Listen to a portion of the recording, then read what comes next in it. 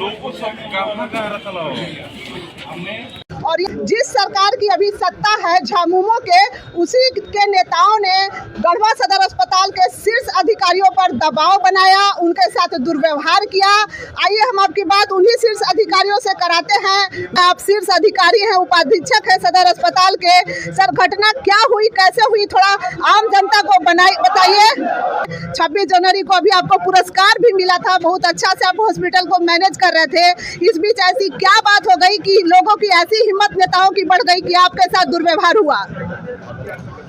करीब 2:30 बजे दिनांक 23/2/23 को मैं सीएस कार्यालय के नीचे डीपीएम चैम्बर में अपना कुछ ऑफिशियल वर्क कर रहा था जी। और उसी में बिजी था। तो सीएस सर का जो है मुझे फ़ोन आया कि ऊपर जो है अध्यक्षा महोदया जिला परिषद की आई हुई हैं और भी कुछ जो है उनके साथ लोग हैं कि आप और डीपीएम ऊपर आ जाएं। जी। तो पहले तो डीपीएम ऊपर चले गए। मैं थोड़ी देर बाद अपना कुछ कार्य कर रहा था जो आजकल मार्च का महीना होने वाला, परचेजिंग वगैरह क्या दवा की ज़रूरी है उस संबंध में थोड़ी देर में करके मैं भी तुरंत ऊपर पहुंचा। उन्होंने बताया कि जो है एक डेड बॉडी है उसका दाह संस्कार करना है। जी। तो मैं बोला कि पहले दाह संस्कार नहीं होता है, अननोन डेड बॉडी है, उसका जो है पुलिस द्वारा पंचनामा होता है, उसका आइडेंटिफिकेशन होती है। उसके बाद जो है यदि ऐसा हो जाता है तो डेड बॉडी पहले नहीं चुना है किसी को, पुलिस को इस कार्य के बाद इन्फॉर्म कर देगी तो मैं तुरंत जो है एम्बुलेंस यहाँ से भेज दूंगा जो संवाहन के लिए है। और जो है तो उसके बाद जो है मैंने तुरंत एम्बुलेंस भी, कोई सूचना भी उन लोगों के आने की नहीं थी जो सदस्यगण थे। तो पहले ही से मैंने जब सभागार में इंटर किया तो मैंने विश भी किया अध्यक्षा महोदया को, लेकिन उनके तरफ से कुछ उस तरह का रिस्पॉन्स नहीं कि पूर्व में इस तरह का नहीं होता था। और उसके बाद से ये घटना शुरू हुई। पहले तो उन लोगों ने जो है गाली गलौज शुरू किया। गाली गलौज? हाँ, गाली गलौज शुरू किया। जरा नाम ले, जनता को जानना बहुत जरूरी है। उनके चुने हुए नेता कैसे अभद्र व्यवहार करते हैं, और अगर ये अभद्रता जारी रहे तो क्या गढ़वा में कोई अच्छे डॉक्टर आएंगे, और अगर अच्छे डॉक्टर नहीं आएंगे तो कैसे इलाज होगा? सर, उनका नाम ले उन नेताओं का जिन्होंने गाली गलौज किया। एक्चुअली हम लोग को जो है 4-5 महीने ही आया हुआ, मैं उसमें से कुछ लोगों का ही नाम जानता हूँ।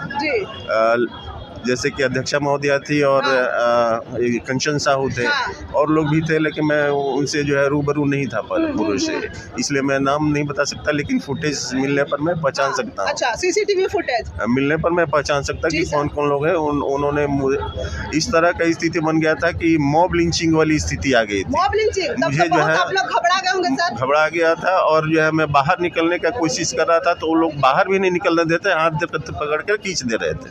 ये बैठोगे नहीं, क्यों बना रहे थे छोटी सी बात पर? अब इसके बारे में तो मैं उनका नेचर नहीं जानता हूँ कि किस तरह के लोग थे। हम लोग तो यहाँ सेवा करने के लिए आए हैं। आपको पता ही होगा कि हड्डी विभाग यहाँ नहीं था, 10 साल से बंद था। हम लोगों ने ऑपरेशन शुरू किया है, जनता की सेवा कर रहे हैं।